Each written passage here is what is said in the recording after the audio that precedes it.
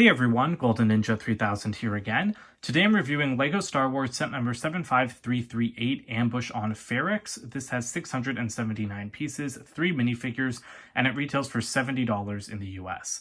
This is the very first set from the Andor Disney Plus series, which is a prequel to my favorite Star Wars movie, Rogue One.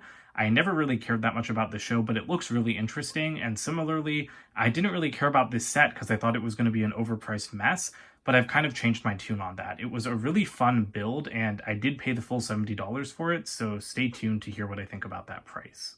So here is Cassian Andor himself. I don't have the original minifigure from the Rogue One sets, but I do like most of this one. I think the torso and leg prints look really good, although unfortunately he does not have side leg printing, but I just do not like that face and hair choice. I think it doesn't really look like the actor. I feel like it doesn't really look like the character. It just feels very generic, and this is the Old Man Luke hairpiece, which is also used for Sirius Black in Harry Potter. And with both of the expressions that Cassian Andor has, he just feels like a race-swapped Sirius Black to me, like this minifigure. Like, it doesn't feel like Diego Luna at all. So I really don't like that. I don't think that this hairpiece was the right choice either. I think it's way too long, and I think it just, again, makes him look too much like Sirius Black. And then I also really hate the accessory he has. Why does he have an Alien Conquest gun? This is Star Wars. This is not Alien Conquest. They have actual blasters for Star Wars, so I do not like that accessory piece at all. He is using the new skin tone, though. I believe this is like the medium tan color, and I love seeing new LEGO skin tones, so I'm happy that at least we have a new print in that color. This is Luthen Rael, who's played by Stellan Skarsgård in the movie, but the minifigure looks exactly like Woody Harrelson's character from Solo, whose name I do not even remember. Yeah, just, again, looks painfully generic. The torso and leg prints, like, again, the detailing is good. I like that. But the minifigure itself just looks like Woody Harrelson from Solo. The hairpiece he's using is Mr. Incredibles. I have not seen that in a while, so it's nice to see that back. Good back torso printing. And then he does get an alternate face, which again just looks pretty generic. He also, curiously, doesn't have a Star Wars blaster. He's using like a regular gun piece, but that still looks better than the Alien Conquest one. Finally, we have Cyril Karn, and I have no idea who this is. I don't think we saw them in the trailer. Maybe we did, I don't remember. But, I mean, they just look like a Bespin guard to me with this blue outfit. I do really like the blue and the orange. I think that that color scheme works really well. Again, good detailing on the torso, but generic face, so I don't know if that character actually looks like that, because until I looked at the box for filming this part of the review, I literally just thought that this was like an unnamed guard character. So, yeah, nothing really special here. There's just the one side build in this set. It's a speeder bike, and generally I like LEGO speeder bikes. They're nice little builds that are pretty detailed, fun to put together, and they're the kind of thing that I would like to put on a shelf. And I think that this is one of LEGO's best speeder bikes yet. You have space for 2 minifigures, which is a huge plus. You can have Cassian holding onto the handlebars over here while Stellan Skarsgård sits on the back. There's 2 clips for their guns, which I love to see because I hate it when LEGO doesn't have a place to put weapons. Like, that's like my #1 pet peeve with a lot of LEGO sets, is that there's nowhere to store the accessories.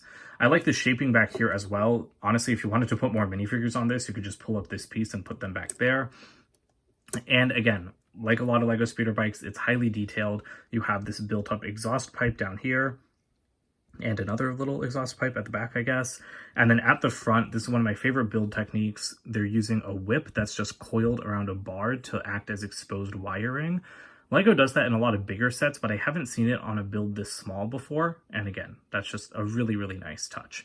The color scheme is cool as well, because I feel like I'm usually building like snow speeders, like snow people speeder bikes, snow troopers, that's what they're called. So I kind of like the earthier color scheme. And the bike looks pretty good once you get a couple of figures on it. I'm really glad that it can fit 2, even though it's so small. Here is the main build, and I have no idea what this thing is in universe. I think it's some kind of troop carrier. I don't really know. We saw the backs of it, of like 3 of them in the newest trailer.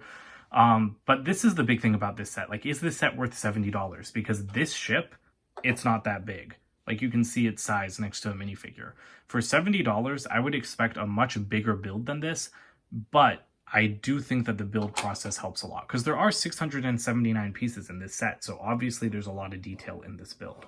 And honestly, I really like the design of this ship. I love how stubby it is, you know, like it's kind of chibi style, and I think it looks really, really adorable. This is like one of my favorite Lego just designs from Star Wars that I've seen in a couple of years now. And the same goes for like the Inquisitor ship from this year, which I'll be reviewing soon as well. I'm just really liking like the ship designs this summer. This one does have some stickers on it, so you have like these yellow marks over here. Like those look cool, but they're not totally necessary. And then you do have like these larger panel stickers, and those are just repeated on either side. But there's a lot of built-up detailing as well. There's a lot of these ingot pieces in light gray. I really love it when Lego uses that as detailing because I think it just works so well. And then there's quite a few of these Nexo tiles as well. You can see that the front is extremely angular. You've got all of these triangles like kind of coming together like in this corner, and that's a really, really awesome design. The way that that's done is actually pretty clever. Like this is actually connected at an angle using like one of those balloon pieces, and this is one of my biggest problems with the set. I don't like that this piece is bright orange because yes, it's going into a corner, but like there's obviously some gaps there. Lego pieces don't fit perfectly together, and you can see the orange through the gap. Again, not a huge thing, but if you're looking at it from the right angle, the orange like really jumps out at you. So I would have preferred if Lego had done those pieces in black. But all in all, I do like the way that all of these angles come together at the front of the ship, but you kind of have to pick. If you want it to be tighter up here, then it's going to start to create more of a gap, like closer to the back. So, I mean, minor complaint, but yeah, if everything fit together a little bit nicely, that would have been great. You have a gun over here, but like you can't adjust it or anything, and it does not actually shoot. But you do have stud shooters on top of the thing. Like these are the newer style ones, or tile shooters, I guess. So, I mean, you guys know how those work. And there's also like an adjustable gun up here. So I think that that is a pretty good look.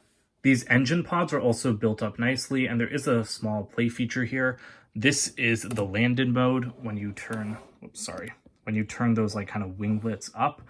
I don't think that looks good. I think it makes it look really funny. So I prefer to just keep these down, but you can see that there are stickers on the underside as well. Kind of unnecessary, but it's nice detail. If you don't want to put them on, you don't have to, but I mean, at least they're there. And then at the back, you do just have some engine pods. I would have liked to have seen some glow. I feel like Lego could have put like studs or tiles on the end of these pieces to simulate like jet engines. But I mean, you can do it yourself if you have the pieces. I'm just looking for things to nitpick. And then at the back, this is kind of like the entry ramp for the ship. You do have a nicely built up section with these like angled tiles, and there is a clip here so you could put a weapon there if you wanted to. All right, so our last thing to look at on the exterior is the cockpit. This is a Speed Champions piece that's been printed with light bluish gray designs. And yes, the color matching is not great. You can really see that it's much like paler, kind of like whiter than the actual pieces themselves. But it could be worse. I think all things considered, it looks fine. Now, as for opening this set, obviously you can open the cockpit. So that just swings open just like that. And then you can also open like the little entry ramp at the back. That clip provides a pretty good place to grab it from. It's on a ratcheted joint. And you've got weapon storage at the back, which is something that I really appreciate. You can't open the ramp any more than that, but you have a couple of clips for guns. But as you can see, there's no way to get inside because there's just Technic structure here. So what you do is you actually flip down the sides, and now you can see that there's actually a lot of room in this ship for something so small. So in the middle part of the ship, you have seating for 4 minifigures, and it's pretty cushy seating too. Like it's well built up with seat backs and everything. So you've just got 4 of those little 2x2 tiles with 2 studs, and then you also have cargo space in the middle. So there's a fire extinguisher over there, which you don't usually see in Lego Star Wars sets. And then there's this crate, which is completely empty. So that's kind of lame, but you can put extra shots for like the tile shooter or something. I mean, you'll only be able to fit 1 extra shot. But the great thing is that if you don't want cargo storage, you can just pick that stuff up and fit at least 1 more minifigure in the middle. Because unlike a lot of Lego Star Wars sets, there's enough clearance here for you to bring the cockpit down, and you could totally fit a minifigure standing up. So I'm pretty impressed with that. And then as for the cockpit itself, it's kind of hard to get a good angle on it, so I guess I'm going to have to go from here. But you do have an actual chair piece, and you do have like some armrests, as well as some stickered control panels. Those ball joint pieces are just like there to lock in the sides at an angle. And yeah, I mean, there's a couple joysticks as well, but you have seating for 5 minifigures and 6 at least if you pull up the cargo here. So that's really impressive for a set this small. And the other thing I'll say is that this thing is hefty. Like you can see, like this is all just structure back there. And then everything in the front is structure as well. Everything is just kind of like slid onto these Technic beams. And this is just a really solid build, much heavier than I was expecting. And that's a good feeling, you know, like you want to feel the heft in a Lego set like this. There's the minifigure sitting in the cockpit. I've already forgotten his name, so I mean, I'll just call him the Bespin guard guy. But yeah, I'm just really impressed with how many figures you can put into this little ship. Because yeah, like the overall size of this thing, it might not be huge, but you can really tell like how much went into building this. And again, like if you build this set, like there's 6 bags, there's a lot of bricks here. And so I think that you do kind of need to build this set to really experience the value of it. Here are the extra parts for this set, including a ton of extra shots for the tile shooter. Like, I wish they'd give you a place to store all of those, honestly. Here's the box for this set. It's Lego's $40 box size, but it is extremely thick. So that's pretty interesting. I like it when Lego boxes are, you know, like wider than they are long. And there's fine art on the front. No Andor logo or anything though, because you will find that. Oh, not even at the back. I really thought that there was going to be an Andor logo at the back when I started saying that. That's kind of odd. Why would you not promote the show that this thing is from?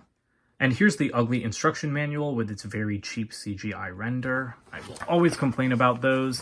At the back, you do have a pretty cool ad for all the other summer 2022 Star Wars sets. I like this set a lot more than I was expecting. I bought it because Lego was running like a promotion for that VIP Pirates add-on pack with purchases of $50 or more. So I took a chance on it. Even though I did not want to pay $70 for it, I did. And I mean, the price, I don't know, it definitely is overpriced, but maybe not as much as I thought. Because when I saw this set, I said it should be $40. I no longer feel that way. I think it should be like $60. Because when I look at this set, I see $50 worth of value.